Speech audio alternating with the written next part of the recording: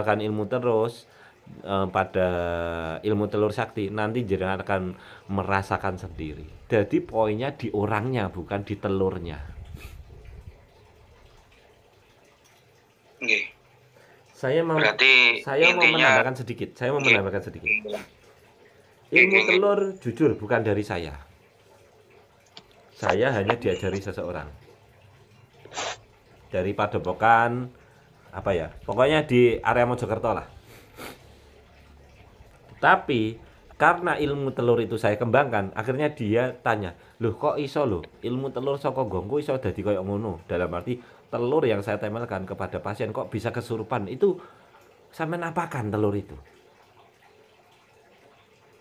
Kok bisa penyakit atau susuk atau penyakit medis sampean tempelkan kok bisa kesedot dan pasien itu merasakan sebelum dan sesudahnya.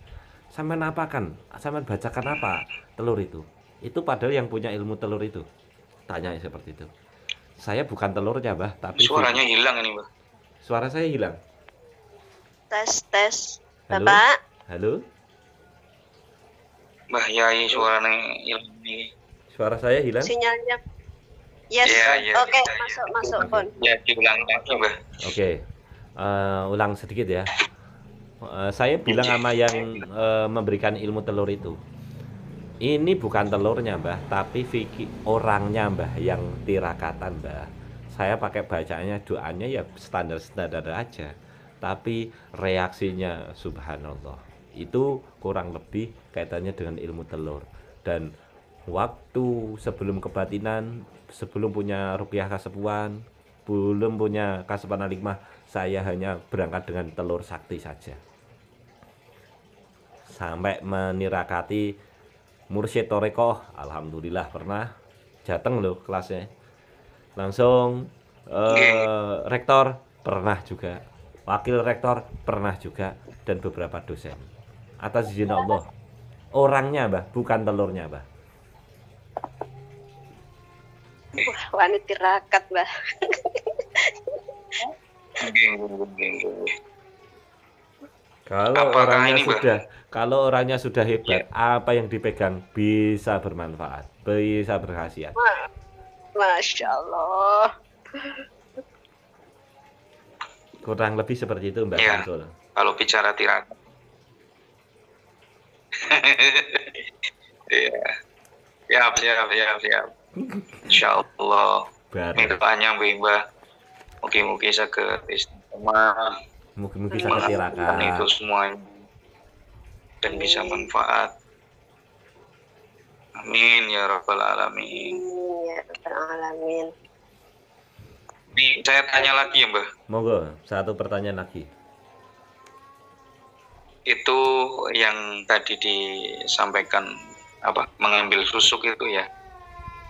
Itu jenengan kerasa dan pasien kerasa, dan apakah di telurnya itu dibuka ada susuknya atau bagaimana, Mbak? Mohon penjelasannya. Kasus itu gini, ringkas ceritanya, saya dipanggil seseorang, putune, cucune datang ke rumah saya, ngaturi datang ke rumahnya untuk nirakati Mbak itu pakai susuk di area kening dan di area tulang ekor atau punggung. Lalu setelah itu saya melihat kondisi pasien, tubuhnya itu seakan-akan wis kayak kembang amben, nguyoh pipis teng mriku, buangan besar teng mriku. Sudah beberapa bulan kayak gitu, tapi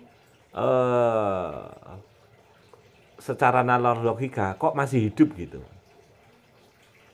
Ternyata ditanya-tanya dan diingat-ingat, ternyata mbahnya dulu pernah pakai susuk. Ceritanya gitu, Mbah.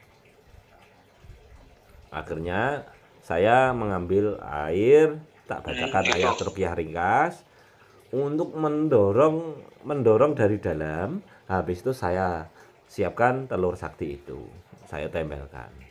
Dah. Tahu-tahu apa yang saya rasakan setelah titik area kening dan area tulang ekor punggung yang dipasangi susu melalui radar dengan versi ilmu kebatinan tentunya. Tahu-tahu saya melihat energi susu itu kesedot telur. Dan yang dirasakan di tangan saya, telur itu semakin berat sebelum dan sesudahnya. Dan atas izin Allah, saya hanya berikhtiar semoga menjadi sehat, semoga menjadi lebih baik. Ternyata lebih baiknya menjadi innalillahi wa inna ilaihi raji'un.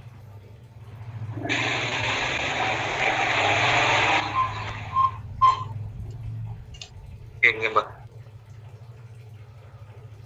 Jadi yang telurnya saya enggak lihat dengan kayak kepekaan saya atau ibarat mata batin, itu energi hitam, pancaran energi hitam dari susu itu kesedot, tapi wujud dari susunya tidak kesedot.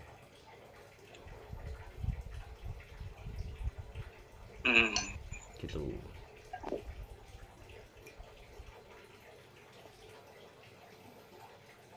Berarti energinya ya, Mbak ya?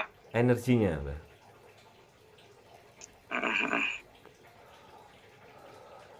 Kalau barangnya kita harus pakai fisik juga, dalam arti ya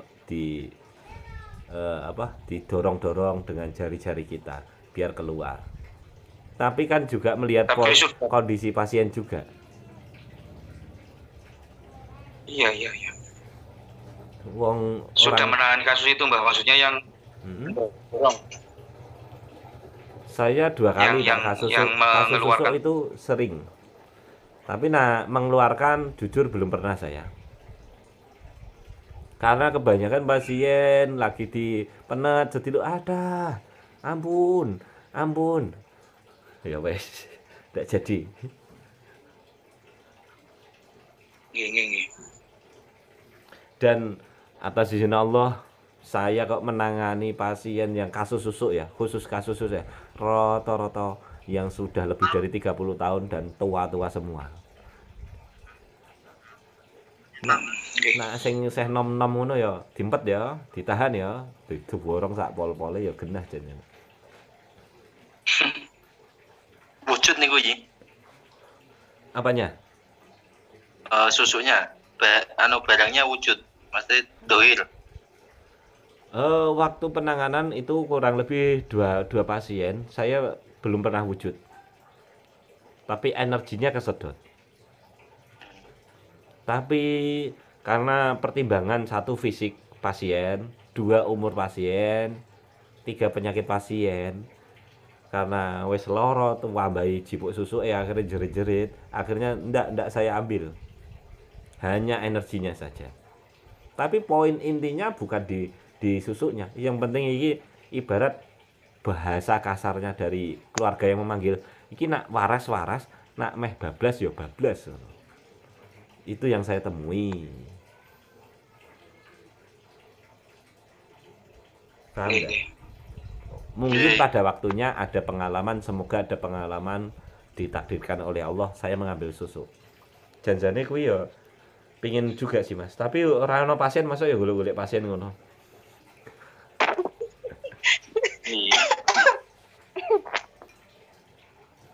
Rata-rata kalau pakai susu 6 ini kebanyakan masih bangga dengan susunya, dengan kelebihannya.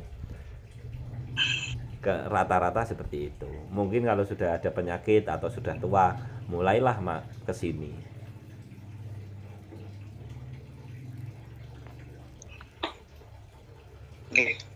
Matur nuwun Bang Yai atas penjelasannya. Nggih, sami-sami. Nih, monggo yang lain diberi kesempatan. Nanti saya tanya terus kesenangan. Siap. Terima kasih. Matur suwun. Terima kasih untuk Bapak Samsul. Apakah ada yang mau disampaikan lagi untuk bapak-bapak yang lain? Saya mau menyampaikan, Bu, saya ambil alih aja. Nggih, monggo. Ini sedulur-sedulur semua, alumni Kasepuan, Ruqyah Kasepuan. Ini kalau bisa minggu awal bulan Minggu awal bulan jam 1 siang silakan hadir. Nanti akan saya ijazahkan doa nur buat. Maharnya seikhlasnya. Tapi yang tidak hadir minta dikirimi tak kayak mahar 250.000. Di sini kita musyawarah lagi, bisa kebatinan, bisa rupiah kasepuan. Jadi dua-duanya. Intinya bareng-bareng jam 1 awan, kurang lebih sampai asar, habis itu kita pulang. 1 bulan sekali. Dan insya Allah saya fasilitasi tambahan doa-doa yang melalui proses filter sing ora terlalu aneh-aneh.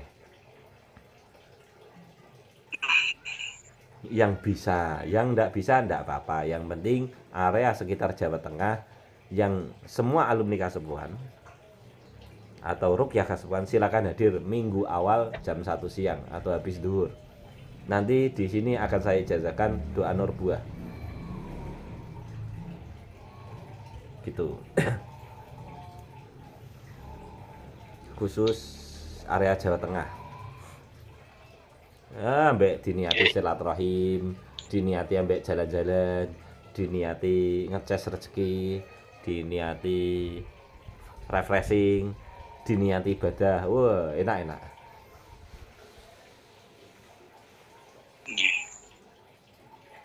Ini Mbak Pandungan ini Mbak, mungkin wonten rezeki saged hadir mriku. Amin amin. Ada. Rezeki kuwi nganggo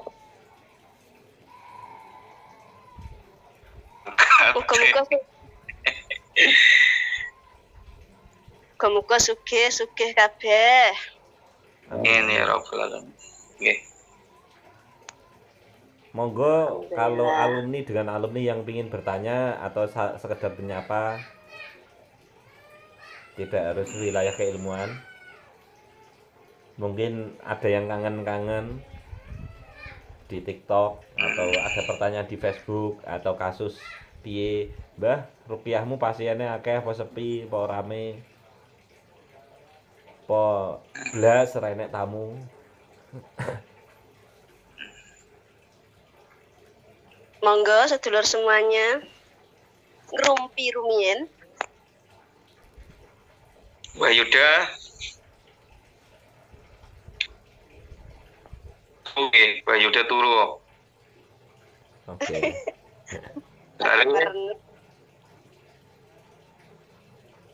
Ibu, Mas Arif. Ibu, Mbak Samsul, Aman.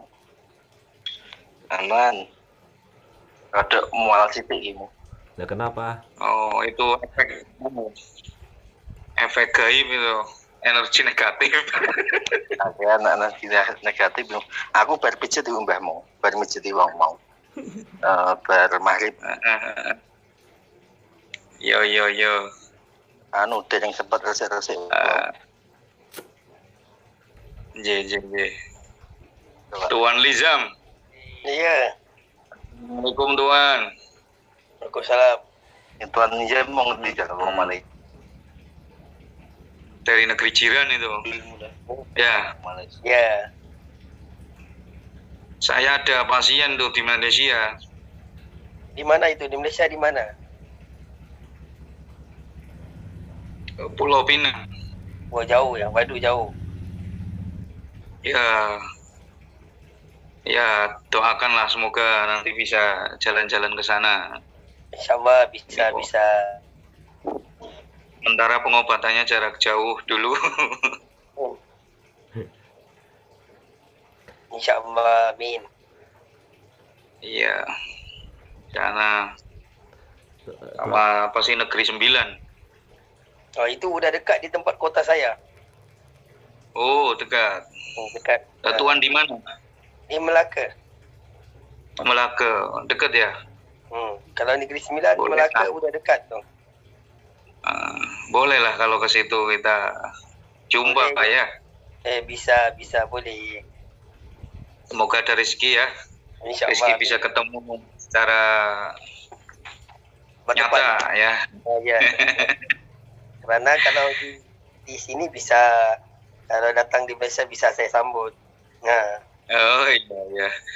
Nampaknya kita kayak Upin Ipin ini kalau saya buka ya. Allah ya kan. Ini faktor umur nih. Iya. Usia sudah meningkat. Oh iya. Oh iya. Saya masih muda, Pak.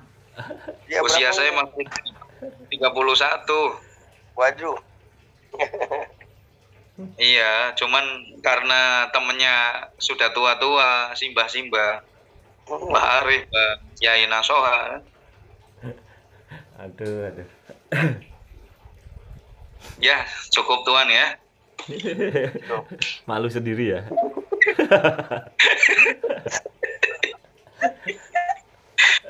Allah ya karim. Gini, oke. Untuk sedulur semua, Ruqyah Kasepuhan ini sudah sesuai jalur. Saya harapkan istiqomah dalam tadarusan Al-Quran. Tadarus Al-Quran itu Masya Allah.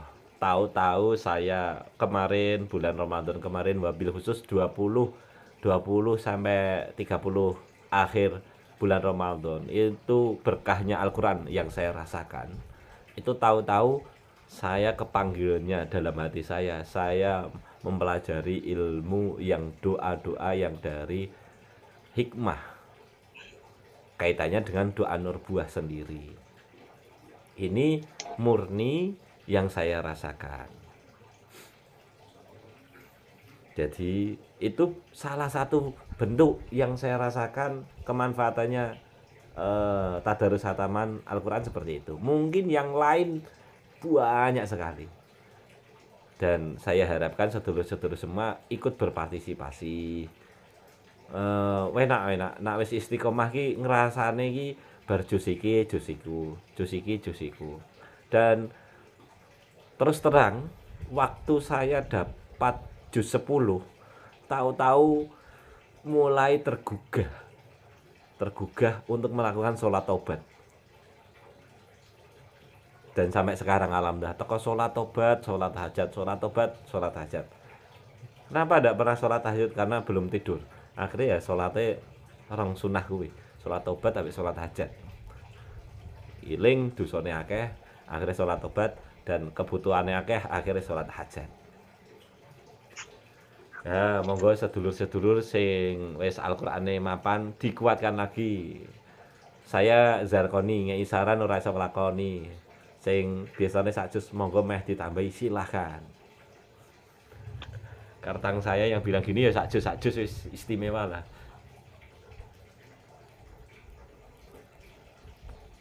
Ya, Mbak Yai. Jus berapa Mbah Insya- Samsul minggu ini? Pripun? Jus berapa minggu ini?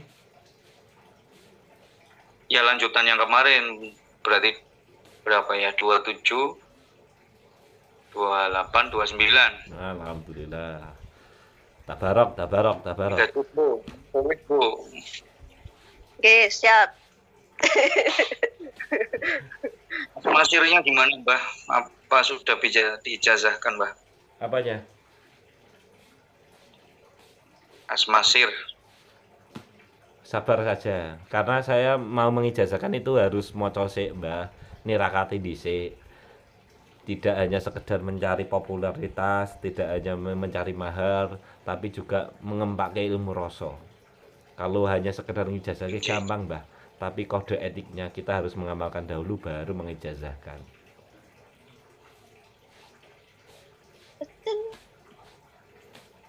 Oke.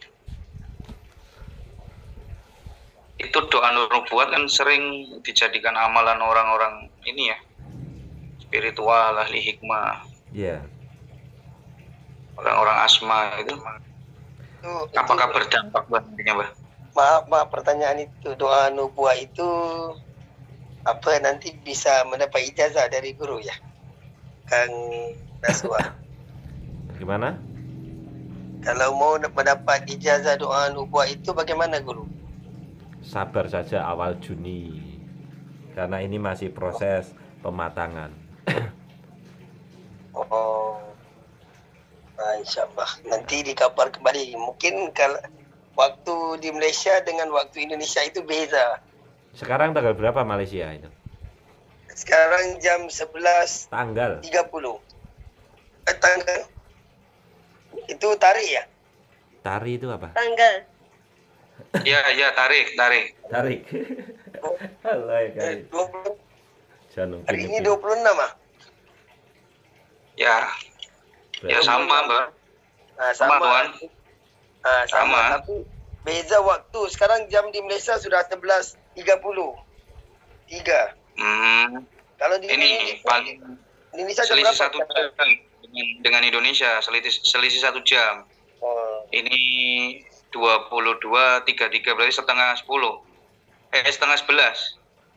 oh. Berarti sama dengan Hong Kong itu Bu Juli juga sudah 11.40 ya Bu ya?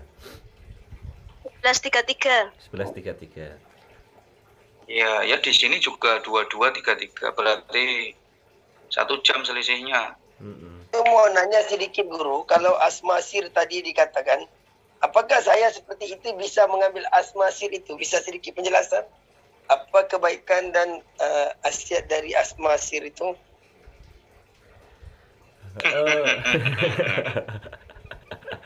Allah ya Karim. Yang tanggung jawab ini Mbak Samsul ini. Yo, saya nggak bisa ngijazahin karena belum pernah kan. Asma sir itu ya untuk Pak Lizam bisa, cuma saya sendiri sebelum mengijazahkan itu harus mengamalkan dahulu. Saya harus bahasanya apa ya, mengamalkan dahulu, nirakati dahulu, baru bisa mengijazahkan. Oh, Nanti pada waktunya asma sir iya, ruqyah iya, langsung insya Allah juga ada metode kerezekian. kalau ada ruang-ruang untuk saya itu di kabar-kabar, mungkin saya keciciran selalu ini. Ruang-ruang Siap. itu apa itu? Kalau ada ada. informasi itu sering ketinggalan. Oh gitu. Ya. Ya insya Allah yang ibarat nyun sewu bacaan-bacaan asma atau doa-doa yang tidak aneh-aneh insya Allah akan saya ijazahkan setiap sebulan sekali. Itu menyambut kedatangan para alumni Kasepuan yang area Jawa Tengah. Jadi biar kesini itu ada oleh-olehnya lah, suatu keilmuan. Emang program saya seperti itu. Lalu bagaimana yang di luar area Jawa Tengah? Nanti mengikuti aturan yang berlaku. Ini murni dari satu saran dari alumni kebatinan. Apa? Tadi belum terjawab Oh iya. yang saya tanya. Yang mana? Itu kan doa nur nubuat itu biasanya kalau yang saya dengar itu sering dibaca oleh orang-orang spiritual, orang-orang ahli hikmah. Iya. Apakah itu nantinya tidak berdampak negatif itu kalau Oh, kita gitu. seumpamanya ya istilahnya khodam dan lain sebagainya lah atau apa gitu. Tentunya sudah melalui proses ilmu kebatinan, bagaimana cara menghindari khodam dan sesuatu apa yang mengundang khodam dan bagaimana tidak berkhodam, dan di situ menjadi murni suatu doa. Iya. Kalau saya melihat dari hadisnya Nur Buat sendiri yo, Masya Allah, langsung juga ada Sunan Kalijaga yang mengamalkan itu. Lalu sebelum saya mempraktekkan dalam itu, oh ini yang perlu saya hindari, itu sudah saya tidak pakai. Oh ini saya memakai medianya ini. Dan insya Allah dalam bacaan doa Nur Buah itu ada wa nunazzilu minal Qur'an ma huwa syifaa'un wa rahmatul lil mu'minin, dan ada bacaan apa lagi ya? Ya Allah, lagi loh. Nah ini urung patek apal. Ya, masa kita ya juga langsung menjustis ini bacaannya berkhodam kan gitu. Metodenya saja yang kita rubah. Yang Ya, siap. yang berkhodam itu bagaimana, biar tidak berkhodam itu bagaimana? Tentunya dengan cara-cara proses yang tidak menabrak ilmu berkhodam. Aman-aman Mbah, insya Allah Mbah. Mohon maaf, ini mau sedikit pertanyaan. Iya. Kalau pengamal ilmu ruqyah ini, apakah bisa ketahui pasien itu mempunyai kadam-kadam atau jin-jin pendamping seperti apa? Bagaimana itu? Ditranslate bahasanya. Kalau mengamalkan ilmu ruqyah itu apakah menimbulkan kodam seperti itu maksudnya? Enggak. Itu pengamal ruqyah itu, apakah bisa ketahui pasien yang hadir itu mempunyai pendamping ataupun jin-jin yang mengikutinya, seperti jin-jin leluhur. Bisa kita ketahui dari panca indera mata ke atau diri rasa apa bisa? Paham napa mboten? Tidak paham. Kurang paham ya? Mboten ya? Gini Pak Yai, Bapak Lisam itu bertanya, kalau mengamalkan ilmu ruqyah itu, kalau ada pasien dia menggunakan kodam seperti jin leluhur ataupun kodam-kodam pendamping gitu, apakah bisa dilihat gitu? Terus cara melihatnya itu seperti apa? Apakah dengan mata zahir atau mata batin seperti itu? Ya, benar. Oke. Apa itu loh? Halaman berapa ya? Agak terakhir itu loh, Bu. Ya Allah. Halaman Sing pakai, Masya Allah saya lupa. 47. Judulnya apa itu? Membongkar persembunyian jin Bukan. atau yang mana? Ya Allah, kaitannya kepekaan itu loh. Mata batin isyarah Kepekaan. kayaknya. Oh, sir ya? Sir Nah. dalam hati ya? Share dalam hati Pak Rizam. Fahami itu dulu. Fahami itu dulu. Halaman keberapa? 47. 47 ya. Iya. Bisa dibacakan enggak apa-apa, biar enak, mumpung sekalian belajar, mengingat-ingat. Kan itu tidak banyak toh? Iya. Firasatnya orang mukmin adalah petunjuk dari Gusti Allah sebagaimana dijelaskan dalam hadis dari Abu Amamah radhiyallahu anhu, dari Nabi Shallallahu alaihi wasallam bersabda, takutlah pada firasat seorang mukmin, sesungguhnya ia melihat dengan cahaya Allah. Hadis riwayat At-Tabrani berkata, Haisami di dalam Maul Zawaid isnadnya Hasan, dan berkata Suyuti di dalam Al-Lali'il, hadis Hasan Sahih. Sebisa mungkin praktisi ruqyah mempunyai firasat untuk menangani suatu kasus dari kasus-kasus yang dialami masyarakat. Maka harus mengamalkan namanya tombok api, yaitu membaca Al-Quran beserta maknanya, sholat tengah malam, terus kemudian berkumpul bersama orang-orang yang soleh-soleha, kemudian selalu berpuasa, puasa sunnah ataupun puasa Ramadan, kemudian zikir setiap malam.